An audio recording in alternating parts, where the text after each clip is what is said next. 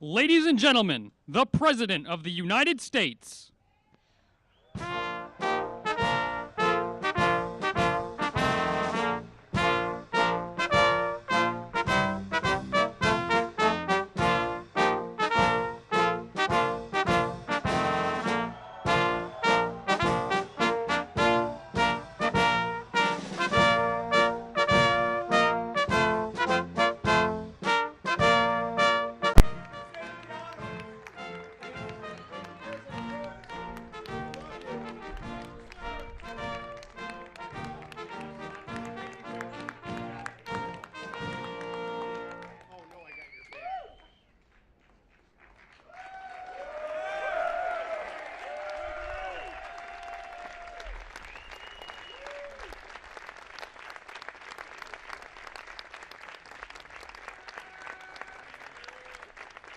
Thank you very much. Thank you. Nice crowd. What a good-looking group of people. Well, we have some very, very good news today, and a lot of good things are happening for our country. Please sit down. My fellow Americans, this is Liberation Day. Waiting for a long time. April 2nd, 2025 will forever be remembered as the day American industry was reborn, the day America's destiny was reclaimed, and the day that we began to make America wealthy again. We're going to make it wealthy, good and wealthy. For decades, our country has been looted, pillaged, raped, and plundered by nations near and far, both friend and foe alike. American steel workers, auto workers, farmers, and skilled craftsmen, we have a lot of them here with us today. They really suffered gravely. They watched in anguish as foreign leaders have stolen our jobs, foreign cheaters have ransacked our factories, and foreign scavengers have torn apart our once beautiful American dream. We had an American dream that you don't hear so much about. You did 4 years ago, and you are now, but you don't too often, and for many years and decades even, you didn't hear too much about. Our country and its taxpayers have been ripped off for more than 50 years, but it is not going to happen anymore. It's not going to happen. Oh, yeah!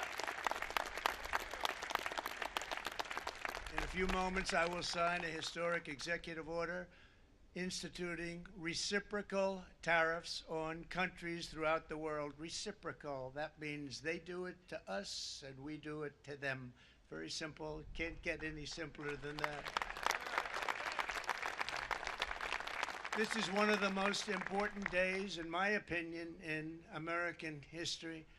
It's our declaration of economic independence. For years, hardworking American citizens were forced to sit on the sidelines as other nations got rich and powerful, much of it at our expense.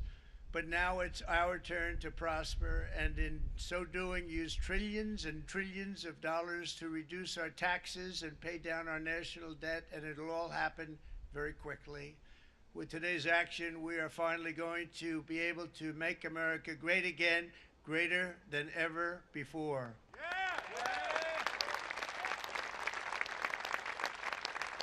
Jobs and factories will come roaring back into our country, and you see it happening already. We will supercharge our domestic industrial base. We will pry open foreign markets and break down foreign trade barriers. And ultimately, more production at home will mean stronger competition and lower prices for consumers. This will be indeed the golden age of America. It's coming back. We're going to come back very strongly. We're pleased to be joined on this momentous occasion by Vice President J.D. Vance. J.D., thank you. Thank you. Thank you very much. Where are you, J.D.? No, that wasn't too hard to find.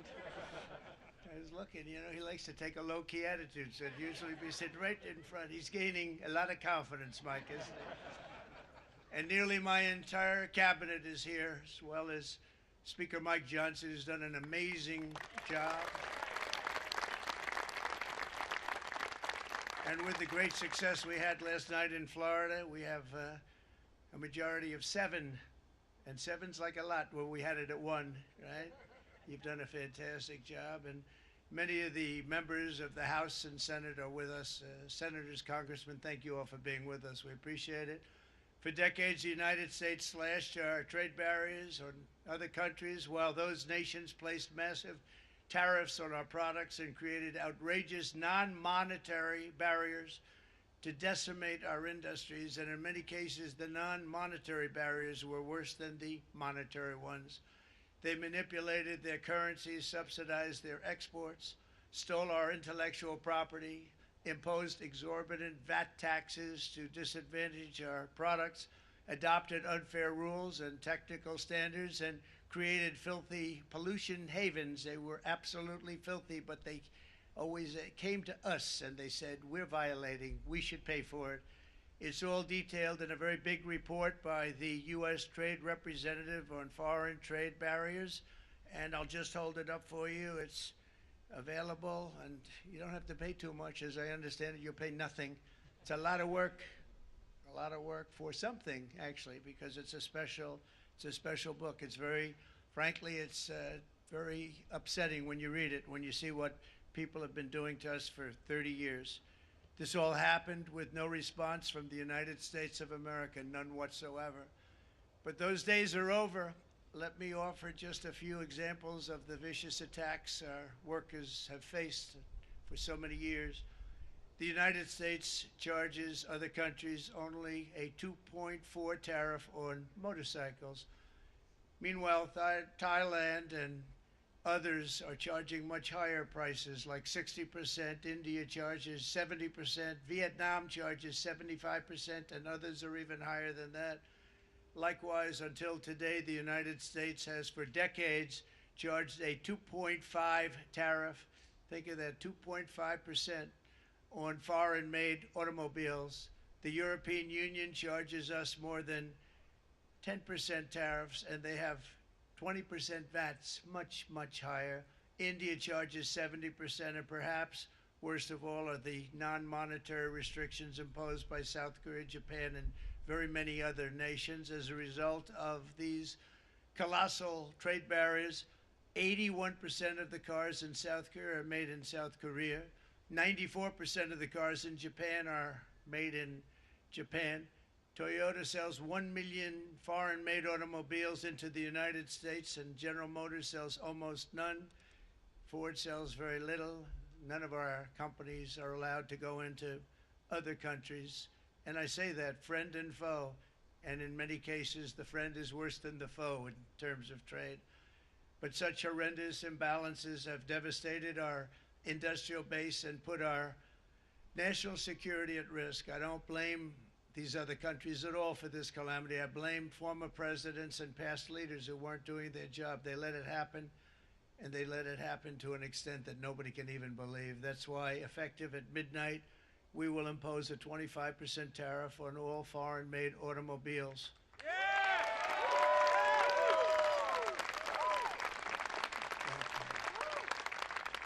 Brian, I'd like to have you come up here for a second. Okay? I just see him sitting. He's been a fan of ours, and he understands this business a lot better than the economists, a lot better than anybody. Brian, say a few words, please, would you? Thank you. It's a great honor to have you. Thanks. Thank you, Mr. President. I grew up just north of Detroit, Michigan, in Macomb County, known as the home of the Reagan Democrats. My first vote for president was for Ronald Reagan. I thought that was going to be the best president I ever saw in my lifetime until Donald J. Trump came along. I have watched my entire life, I have watched plant after plant after plant in Detroit and in the Metro Detroit area close. There are now plants sitting idle. There are now plants that are underutilized, and Donald Trump's policies are going to bring product back into those underutilized plants. There's going to be new investment. There's going to be new plants built. And the UAW members, and I brought 20 of them with me, they're sitting right over here. We support Donald Trump's policies on tariffs 100%. So, Mr. President, we can't thank you enough. And in 6 months or a year, we're going to begin to see the benefits. I can't wait to see what's happening 3 or 4 years down the road. Thank you, Mr. President. What a great guy. He got it right from the beginning. He got it before almost anybody else. This group over there, they got it too. And, you know, we won the state of Michigan. We won almost all of them. But we won Michigan by a lot, and I want to just thank you all. The auto workers were fantastic. The Teamsters were fantastic. Thank you.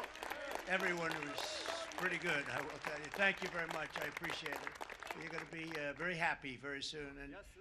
you probably see what's happening with all of the, not only car companies, but car companies in particular. See it with all of the ones they're moving, they're announcing day in, day out. You're seeing it. Nobody's ever seen anything like that. With today's actions, we're also standing up for our great farmers and ranchers who are brutalized by nations all over the world. It's brutalized.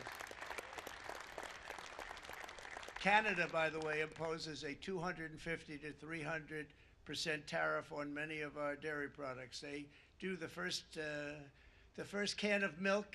They do the first little carton of milk at a very low price, but after that it gets bad, and then it gets up to 275, 300%. So when they're figuring what's Canada charging, they say, oh, about 2%, 3%. But take a look at what happens down the road. When you look a little bit, it's not a pretty picture, and we don't like it, and it's not fair. It's not fair to our farmers. It's not fair to our country. And with countries like Canada, you know, we subsidize a lot of countries and keep them going and keep them in business. In the case of Mexico, it's $300 billion a year. In the case of Canada, it's close to $200 billion a year. And I say, why are we doing this? Why are we doing this? I mean, at what point do we say, you got to work for yourselves, and you got to, this is why we have the big deficits. This is why we have that amount of debt that's been placed on our heads over the last number of years, and we're really not taking it anymore. Through non-tariff barriers, the European Union bans imports of most American poultry. You understand? They say, we want to send you our cars, we want to send you everything, but we're not going to take anything that you have. Australia bans, and they're wonderful people and wonderful everything, but they ban American beef, yet we imported $3 billion of Australian beef from them just last year alone. They won't take any of our beef. They don't want it because they don't want it to affect their farmers. And you know what? I don't blame them, but we're doing the same thing right now, starting about midnight tonight, I would say. And China charges American rice farmers an overquota, it's called, a tariff rate of 65%. South Korea charges 50, actually they charge different, from 50% to 513%. And Japan, our friend, charges us 700%. But that's because they don't want us selling rice and other thing. Who can blame them, Madam Secretary? Agriculture, great job you did on eggs, by the way. The egg prices came down 50%. We got them down 50%. Once we got involved, they were going through the sky. The egg prices, they were going through the sky, and you did a fantastic job. Now we have lots of eggs, and they're much cheaper, down about 59% now, and they're going down further. We charge 2.8% for so many things that other countries are charging 200%, 300%, and 400% for. If imposing tariffs and protective barriers made nations poor, then every country on earth would be racing to eliminate these policies, and China would be the first on line. They run a very strong country, but they're not first in line, and the American people are paying a very big price. From 1789 to 1913, we were a tariff-backed nation, and the United States was proportionately the wealthiest it has ever been. So wealthy, in fact, that in the 1880s, they established a commission to decide what they were going to do with the vast sums of money they were collecting. We were collecting so much money so fast, we didn't know what to do with it. Isn't that a nice problem to have? What do you think, Marco? Good problem? Marco would love that problem. But we don't have that problem anymore, but we're not going to have it very much longer, I will tell you. But they collected so much money, they actually formed a commission to determine what they were going to do with the money, who they were going to give it to, and how much. Then in 1913, for reasons unknown to mankind, they established the income tax so that citizens, rather than foreign countries, would start paying the money necessary to run our government. Then in 1929, it all came to a very abrupt end with the Great Depression, and it would have never happened if they had stayed with the tariff policy. It would have been a much different story. They tried to bring back tariffs to save our country, but it was gone. It was gone. It was too late. Nothing could have been done. It took years and years to get out of that depression, far longer than even FDR had that office right over there for a long period of time.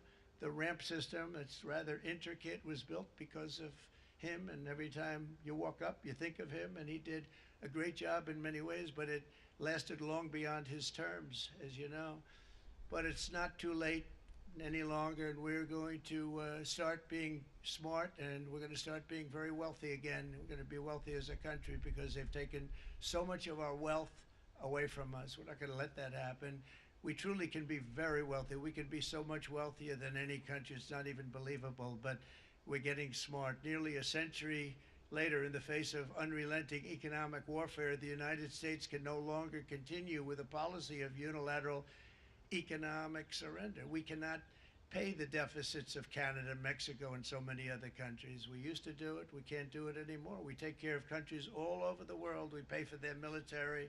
We pay for everything they have to pay. And then when you want to cut back a little bit, they get upset that you're not taking care of them any longer. But we have to take care of our people, and we're going to take care of our people first. And I'm sorry to say that.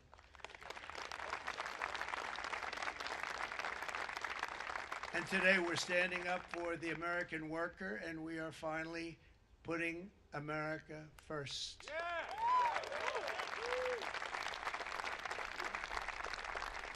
In Sleepy Joe Biden's last year in office, the United States hemorrhaged 100,000 manufacturing jobs, and the number was going through the roof at levels never seen before.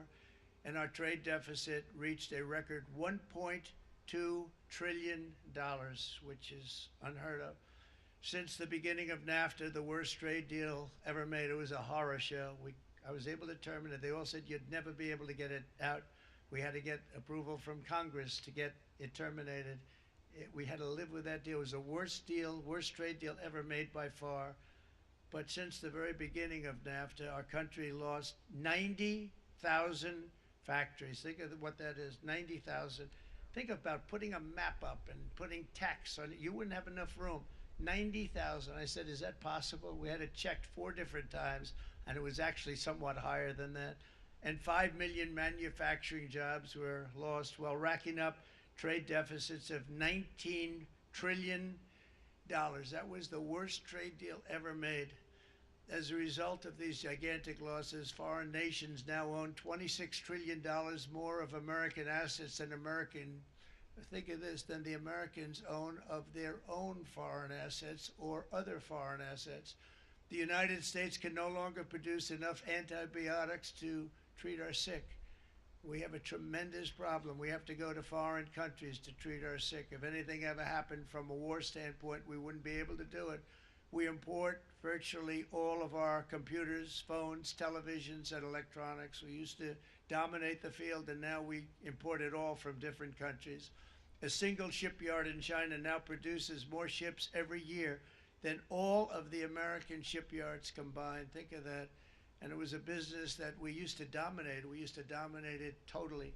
In short, chronic trade deficits are no longer merely an economic problem. They're a national emergency that threatens our security and our very way of life. It's a very great threat to our country.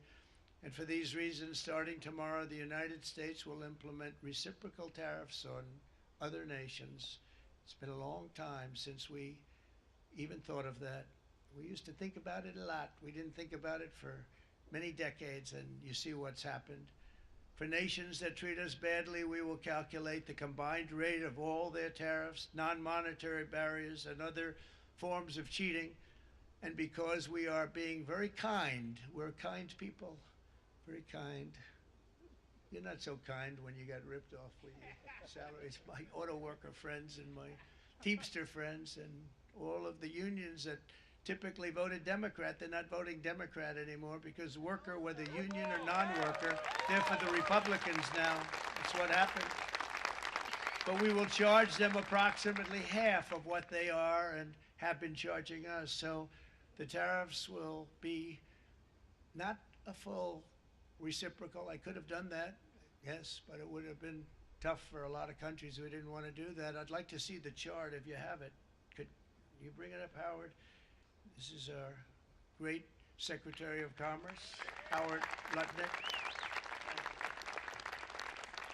So if you look at that, China, first row, China, 67%. That's tariffs charged to the USA, including currency manipulation and trade barriers. So 67%, I think you can, for the most part, see it. Those with good eyes, with bad eyes. We didn't want to bring, it's very windy out here. We didn't want to bring out the big charts because it had no chance of standing. Fortunately, we came armed with a little smaller chart. So it's 67%, so we're going to be charging a discounted reciprocal tariff of 34%. I think, in other words, they charge us, we charge them less, so how can anybody be upset? They will be, because we never charge anybody anything, but now we're going to charge. European Union, they're very tough, very, very tough traders. You know, you think of European Union, very friendly, they rip us off. It's so sad to see. It's so pathetic. 39%, we're going to charge them 20%, so we're charging them essentially half. Vietnam, great negotiators, great people. They like me, I like them. The problem is they charge us 90%. We're going to charge them 46% tariff. Taiwan, where they took all of our computer chips and semiconductors. We used to be the king, right? We were everything. We had all of it. Now we have almost none of it, except the biggest company is coming in. We're going to end up with almost 40%. Lee Zeldin's working to get their approvals. And it's an amazing company. Mr. Wei, of one of the great companies of the world, actually, they're coming in from Taiwan, and they're going to build one of the biggest plants in the world, maybe the biggest for that. But 64%, we're going to charge them 32%. Japan, very, very tough, great people. And again, I don't blame the people for doing it. I think they're very smart in doing it. I blame the people that sat right in that Oval Office, right over there, right behind the Resolute desk or whichever desk they chose. Japan, 46%. They would charge us 46%, and much higher for certain items like cars, you know, little items like cars. 46%, we're charging them 24%. India, very, very tough, very, very tough. The Prime Minister just left. He's a great friend of mine, but I said, you're a friend of mine, but you're not treating us right. They charge us 52%. You have to understand, we charge them almost nothing for years and years and decades. And it was only 7 years ago when I came in, we started with China charging. We took in hundreds of billions of dollars from China in tariffs. And they understood, honestly. President Xi understood. He said, look, I understand. And the other countries, and they all understand. We're going to have to go through a little tough love, maybe, but they all understand. They're ripping us off, and they understood it. Prime Minister of Japan, Shinzo Abe. He was a fantastic man. He was unfortunately taken from us, assassination. But I went to him and I said, Shinzo, we have to do something. Trade is not fair. He said, I know that, I know that. And he was a great gentleman. He was a fantastic man, but he understood immediately what I was talking about. I said, Shinzo, we have to do something. He said, I know that. And we worked out a deal, and it would have been a much better deal, but frankly, there were many years left in the deal that was made previous to my getting there, but it was something. If you look at Switzerland, 61% to 31%. Indonesia, Malaysia, Cambodia. Oh, look at Cambodia, 97%. We're going to bring it down to 49. They made a fortune with the United States of America. United Kingdom, 10%, and we'll go 10%. So we'll do the same thing.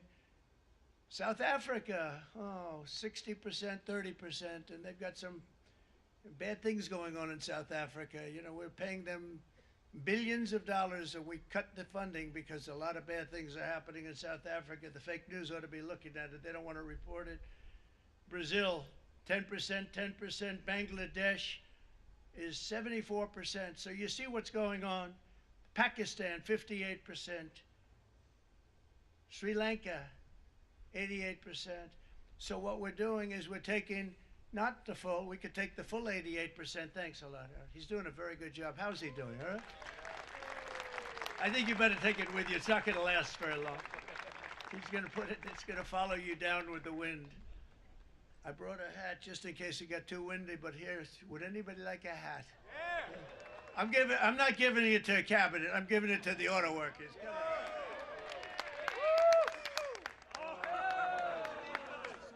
Thank you, fellas. Get it. That's it. That's it.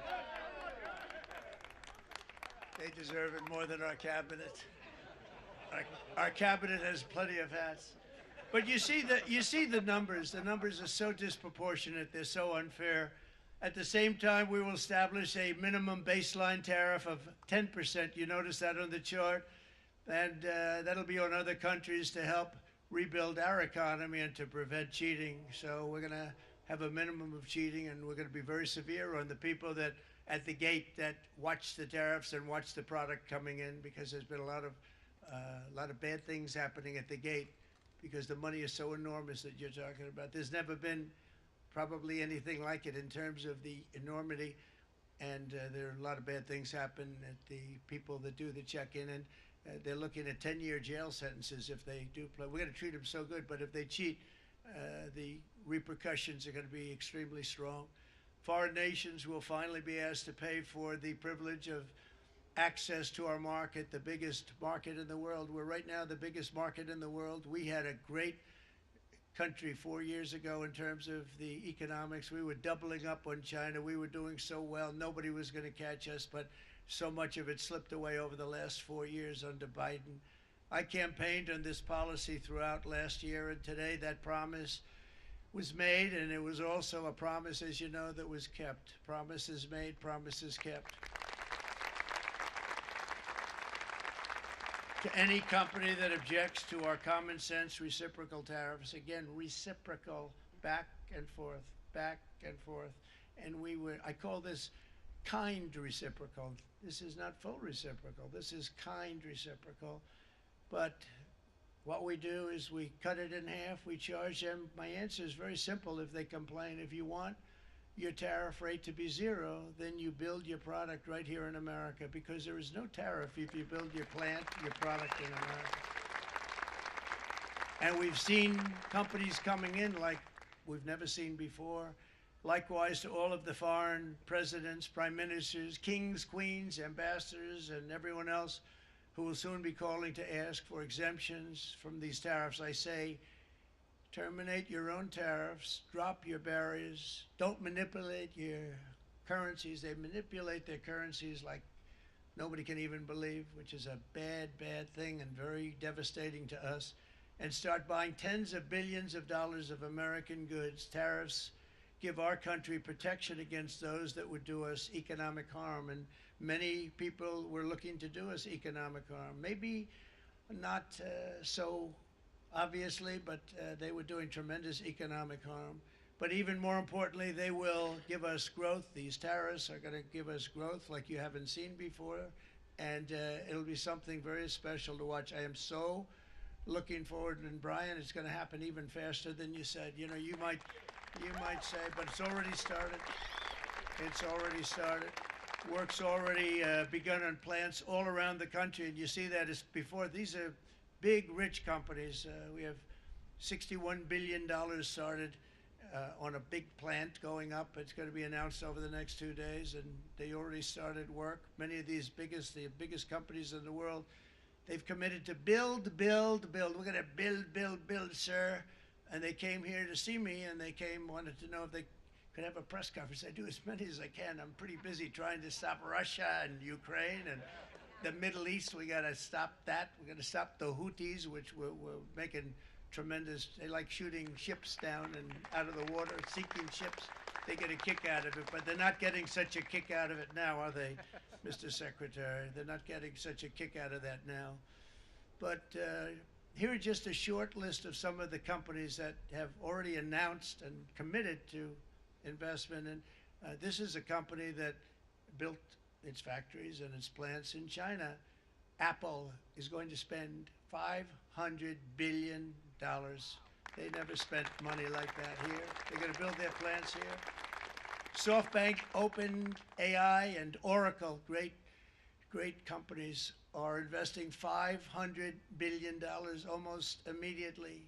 NVIDIA, a hot company, is investing hundreds of billions of dollars. They just announced. TSMC, the biggest, most important company in the world of chips from Taiwan, with no investment from us, is investing $200 billion. And they said the reason was, number one, the election of November 5th, and number two, the tariffs. They don't want to pay the tariffs, and the way they're not paying it is to build their plant here. So we're going to go from almost no percentage. We used to have 100% of the chip market. Now it's all in Taiwan. Almost all of it's in Taiwan. A couple of other countries, but mostly in Taiwan.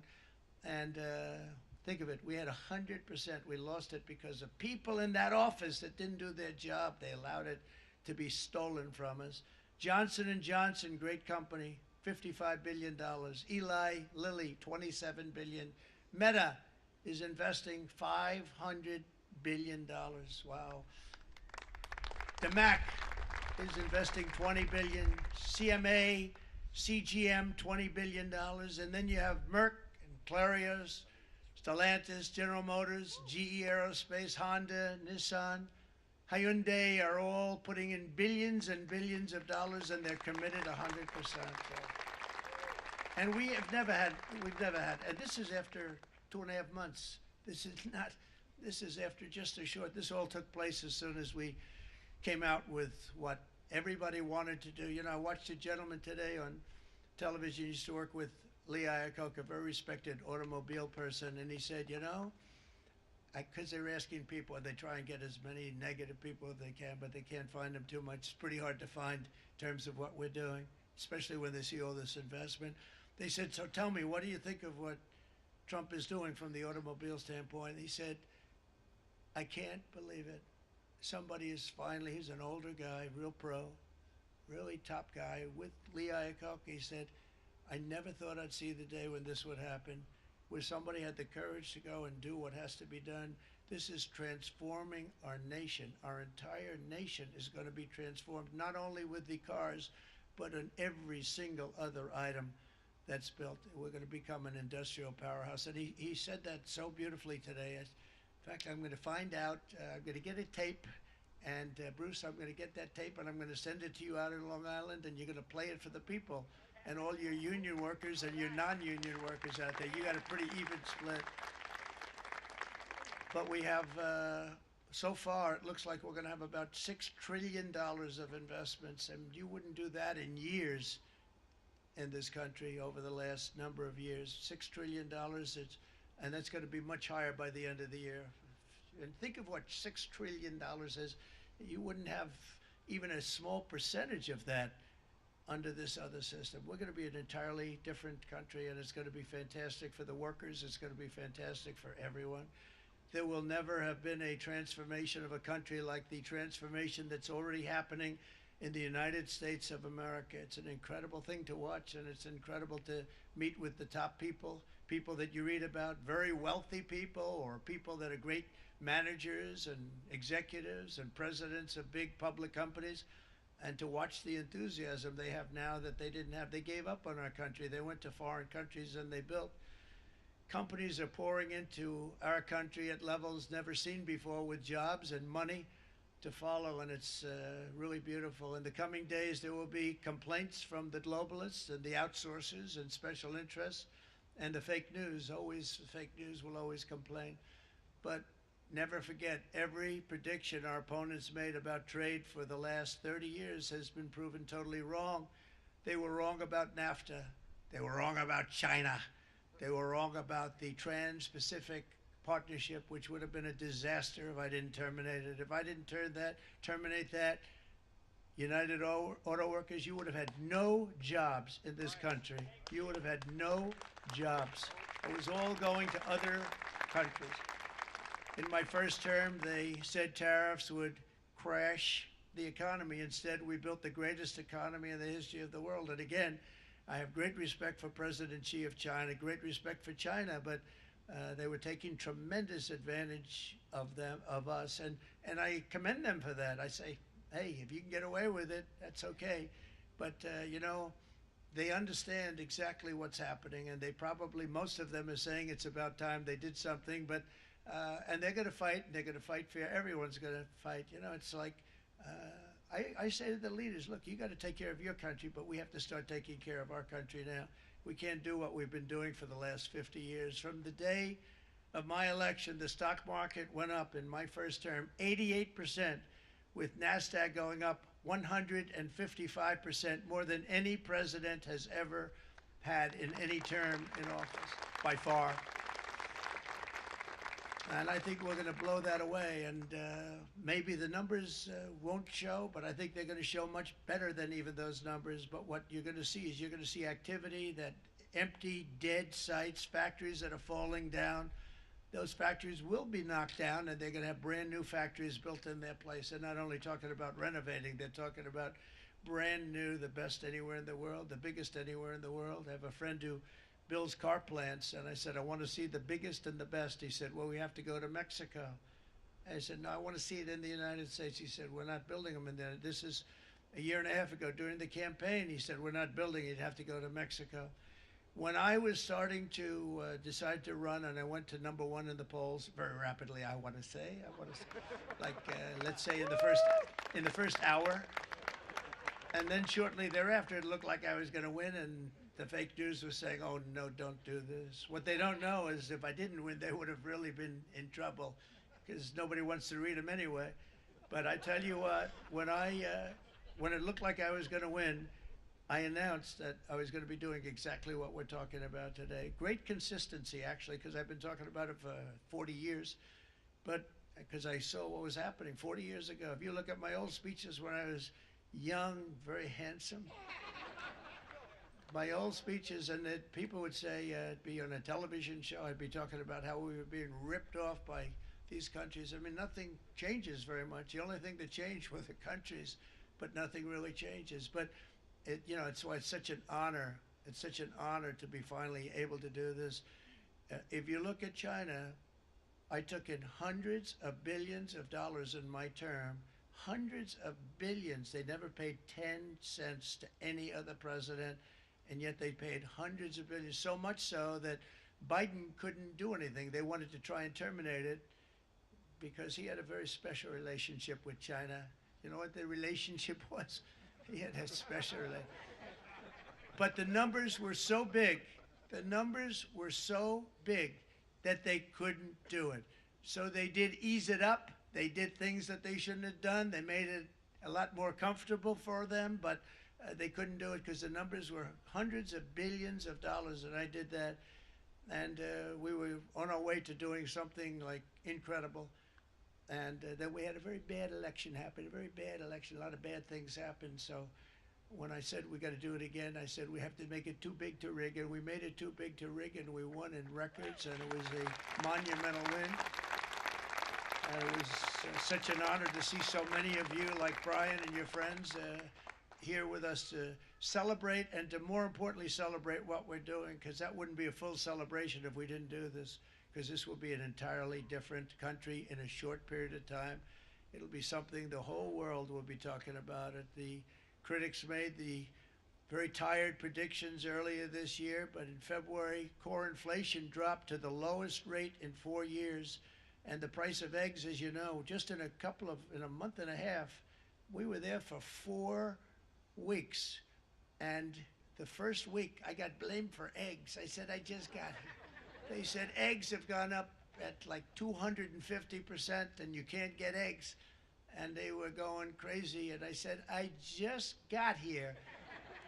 And then we got to work on eggs. We got to work on everything. And our great Secretary of Agriculture, you did a fantastic job. Brooke Rollins, she did a fantastic job. And as I said before, the price of eggs dropped now 59%, and they're going down more, and the availability is fantastic. They were saying that for Easter, please don't use eggs. Could you use plastic eggs? I said, we don't want to do that. We want to, and you really came through. It's an amazing job. Thank you very much, Brooke. You did great.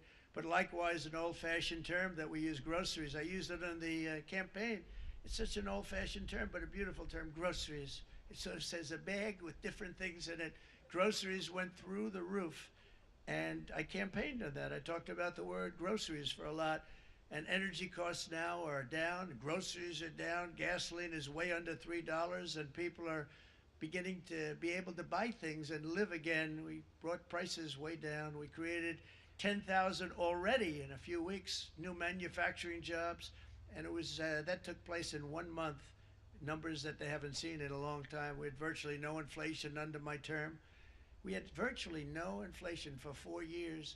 But after transitioning over to Sleepy Joe, it went from almost non-existent to the highest in the history of our country. They had the highest inflation in the history of our country, brought up by energy and bad spending and bad policy, and a lot of bad things happened. How about allowing millions and millions and millions of people to pour into our country with open borders, where it's so sad to see even now. And I see our great secretary of you have done. Stand up, please, Christy. Stand up. Christy Noem. And Tom Holman. These people are doing a great job, but gotten them out in records. We have problems with judges that don't want them to go out. They want Tren de Aragua, and they want MS-13, the most vicious gangs ever. Nobody's ever seen anything like it. Absolute killer gangs. They kill people. They don't even think about it. And we put them out, and we have judges now, radical left judges that they don't want them to go out. They want them to even be brought back. Let's bring them back.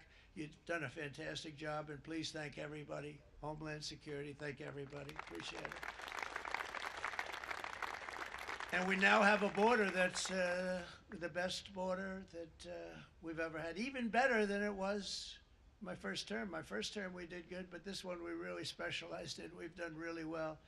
And we had records then. We had the best, safest border. 4 years ago, we had the best border there ever was. And now we have, you've actually matched it and done even better. And we're going to get it down the right way. And we want people, by the way, to come into our country, but we want to come in through a legal process. We want them to come in legally. We need more people. We need people to run these plants and to help the auto workers and the Teamsters and the non-union people and everybody else. But we need people, and the farmers. And we're going to let people come in, but they want to come in. We want them to come in legally. They have to have the capability of loving our country, not people that hate our country. We don't want them in our country. And now we're going to pass the largest tax cuts in American history, and that's where we're relying on Mike and John Thune. And we will not cut Social Security, Medicare, or Medicaid benefits, and the Democrats will, because if they got in, the entire economy would collapse. This country was heading for a collapse under the people that you saw. They were horrible. I think one of the reasons people like the job, I have my highest approval ratings because I think they're comparing me to the worst administration in the history of our country, so I appreciate that at least. But Speaker of the House Mike Johnson and Senate Majority Leader, appreciate it, Mike. John Thune have been fantastic, by the way. But they've been working tirelessly on taking the next step to pass the plan for our one big, beautiful bill. I'd like to name it that if you can. One big, I made that statement about 6 months ago, and everybody calls it one big, beautiful bill. And it will be that. It'll have everything, the big tax cuts and every incentive there is. And it'll be fantastic. And by the way, for the cars, we're asking for an interest deduction on the loan. So if you build the car, only in America we do it, Brian. If the car's not built in America, you don't get the interest rate deduction.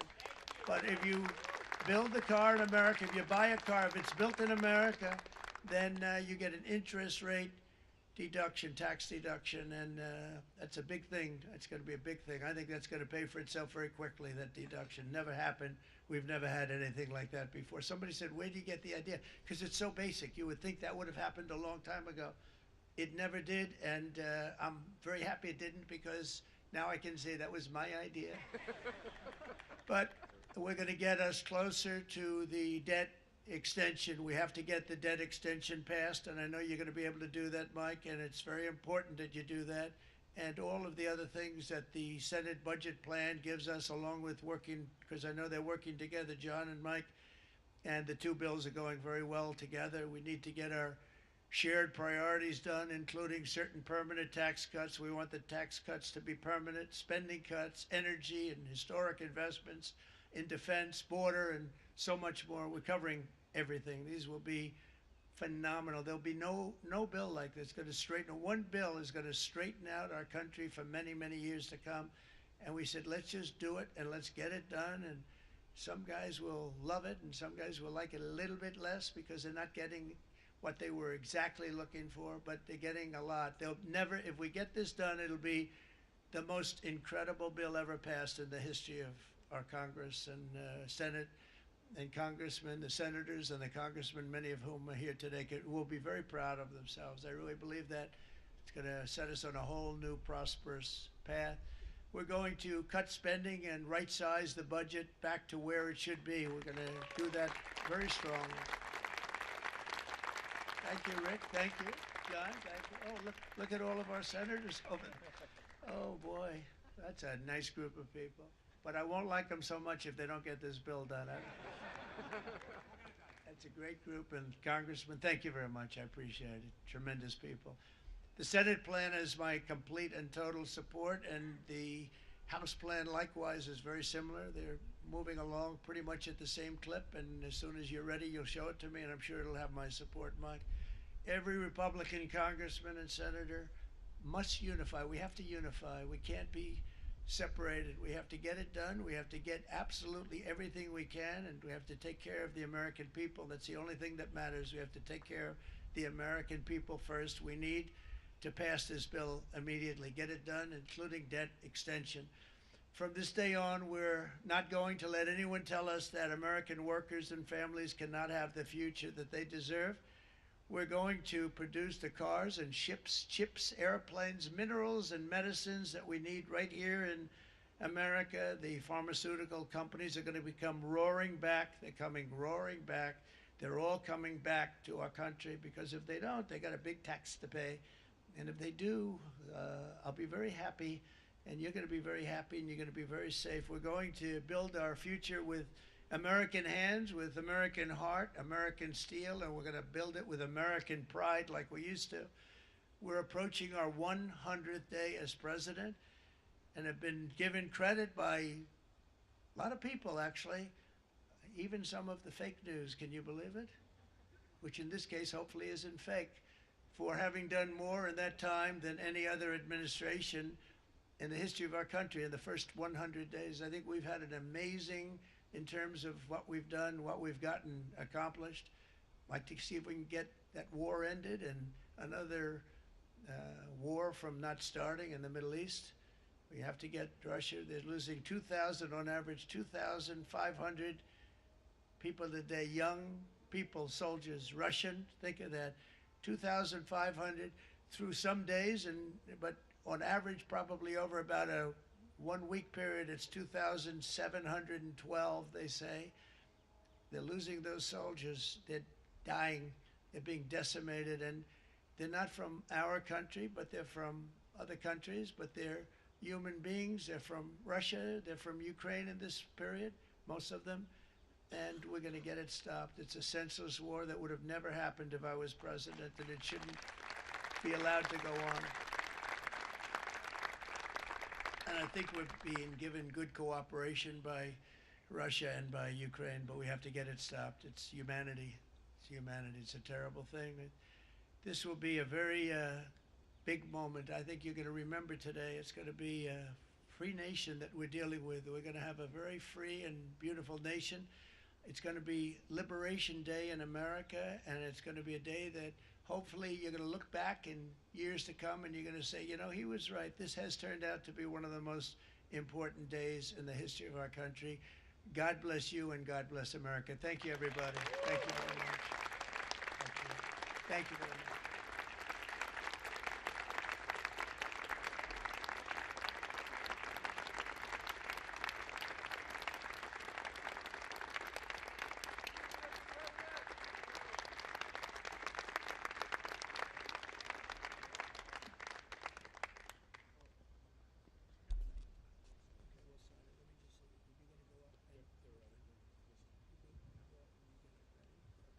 Speak for a second about one of those things. Good